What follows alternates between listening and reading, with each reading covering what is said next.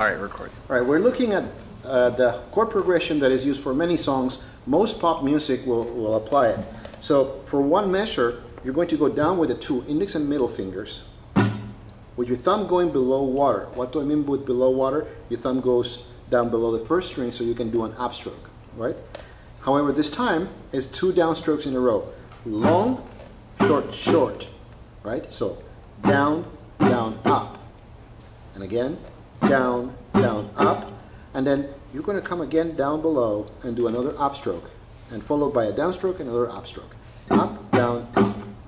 So if you think of the pattern as having two parts, the first one, down, down, up, and then up, down, up. Once you put it together, you have the accompaniment for most rock ballads ever written.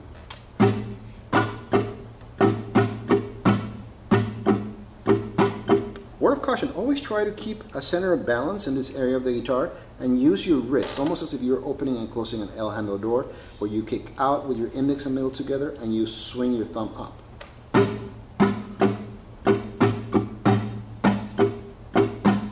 Now, we're going to apply it to B minor chord progressions, right? So there's so many songs that apply, you're probably going to recognize this one. As you start, you're going to make a bar that grabs the fifth string and the first string. Now, contrary to popular belief, bars are not that difficult.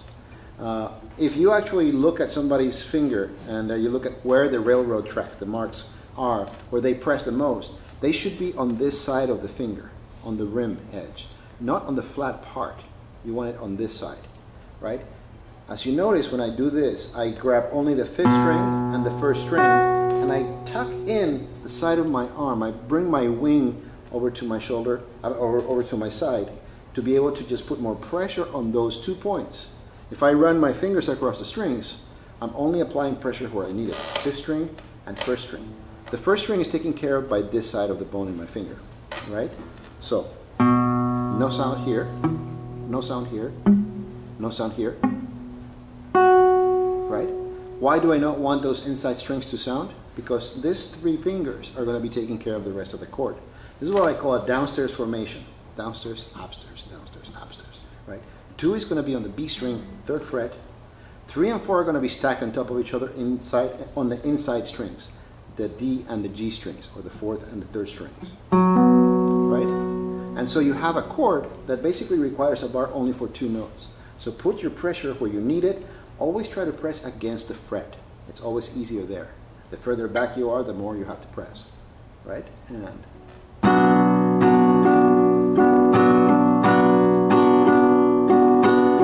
then you move your bar into an upstairs position, right? So move everything upstairs. Move your bar as well. Now your index finger on this side has a little bit more work because you're grabbing the first 2 strings as well as the 6th string. No sound? Well, a little bit. That's pretty bad on me. That's better. Right? That's your second chord.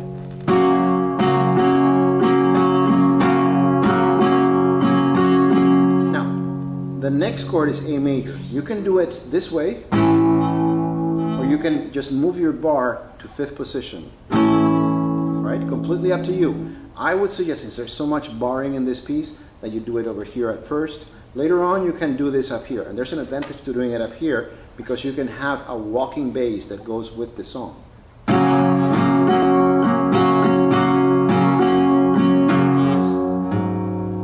Right? Your 3rd finger gets to the 6th string. That's a hammer on. And you do. Right? So you have that walking bass line that helps a lot while playing this piece. So far we got.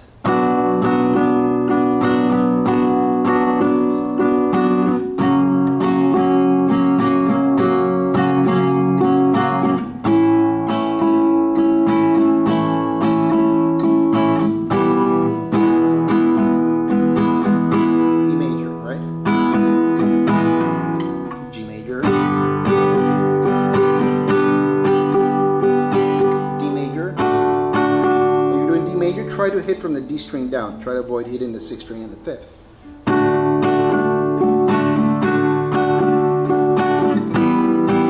E minor, so just like E major but without the index finger. F sharp major again. Okay, so let's all try it as a class. On the B minor. Down, down, up, down, play.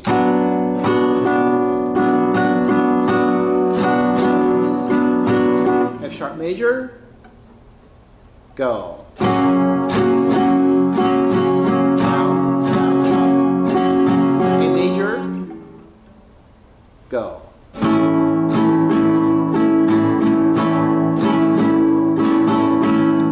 And then E major.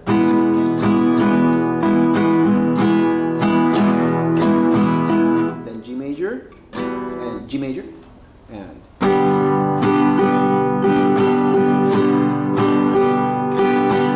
D major, go.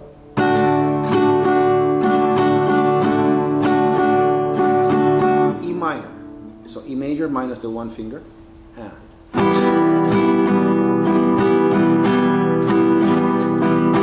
back to F sharp major, the second chord of the piece. So you're grabbing your bar in the sixth, first and second, and then 2, 3, and 4 are inside, and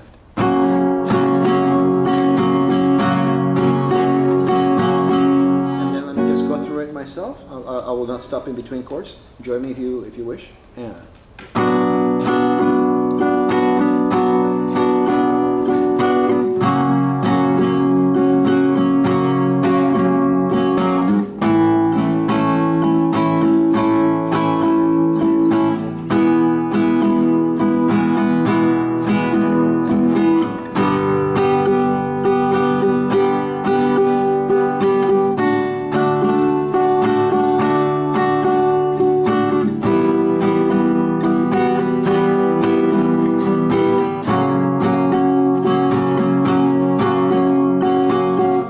for the chorus of the piece, you start on G major. So let's get on G major. Now many people do it like this. It's the same as F sharp major, one fret over. You can do that if you want, but again, we have so many bars in here that it's nice to actually do a chord that has open strings, right, without having to do a bar. And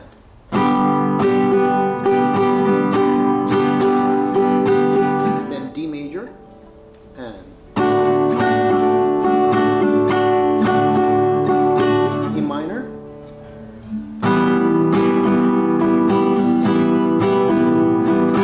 then F sharp major, and I'm going to do the chorus one more time without stopping this time, and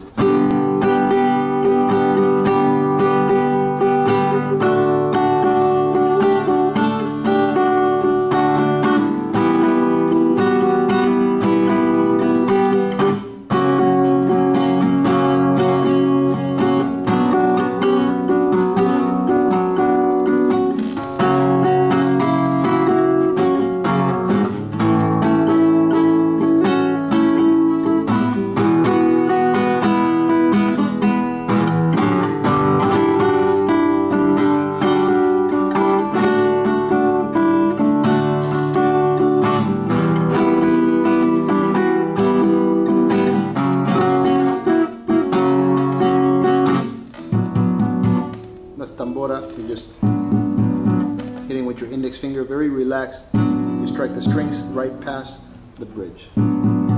It's just a fun little trick. I hope this video helps.